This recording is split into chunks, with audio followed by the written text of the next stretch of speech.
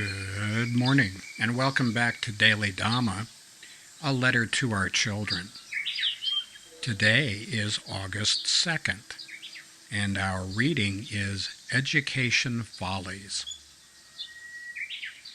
It was once the proud declaration of many educators that we are here to teach you how to think, not what to think.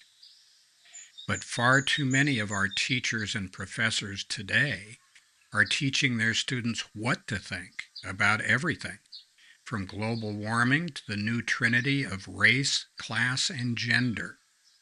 Even if all the conclusions with which they indoctrinate their students were 100% correct, that still would not be equipping students with the mental skills to weigh opposing views for themselves.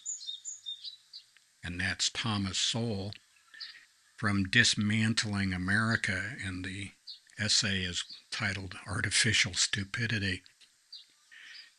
As moral educators, the Buddha and Ajahn Chah sought to enlighten, not to brainwash. They pointed us in the right direction, but knew they could explain it to us, but could not understand it for us. They encouraged us to take the principles out of their talks and put them into our lives so we might learn through our own experience the true meaning of the Dhamma. But don't take anyone else's word for it. Try it and see for yourself.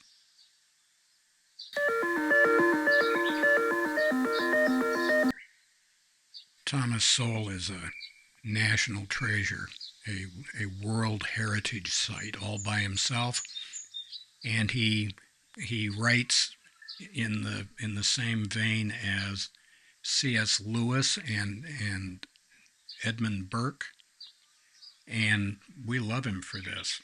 Let's take a look at C.S. Lewis for a second.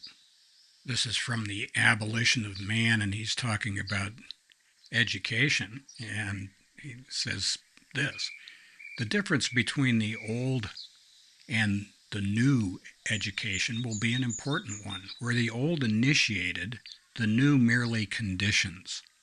The old dealt with its pupils as grown birds deal with young birds when they teach them to fly. The new deals with them more as the poultry keeper deals with young birds, making them thus or thus for purposes of which the birds know nothing. In a word, the old was a kind of propagation, men transmitting manhood to men. The new is merely propaganda. Boy, has he got that right. Lewis wrote that in 1943. I'm not sure when Thomas Sowell wrote it, around 2000 maybe. Here's something as well. This is the difference between critical thinking, which is a very important thing for everybody to learn how to do, especially students, young people, as opposed to critical theory. Critical theory, rather than teaching students how to think critically about their culture, critical theory starts with the conclusions already drawn that students live in bad societies, and whoever the teacher is, whatever that subject is, that's a good place to learn how to change them. This is preaching dissension and revolution and cultural revolution and all that kind of stuff. And it's highly questionable whether this is conducive to a civil society or not. We think it is not. So instead of education follies, we need to have education that actually improves the thinking abilities of students and children.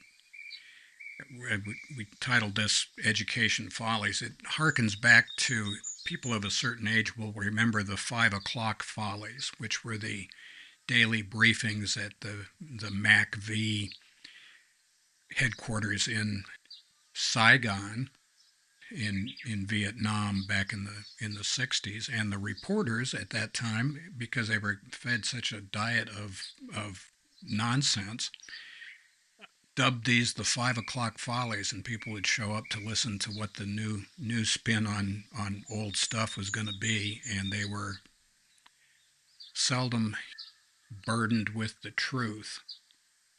Let's try not to do that as teachers. Let's try to support the efforts of families and parents and society to raise children who can think for themselves, can evaluate different points of view and come to conclusions, not based on propaganda, but based on solid learning and effort.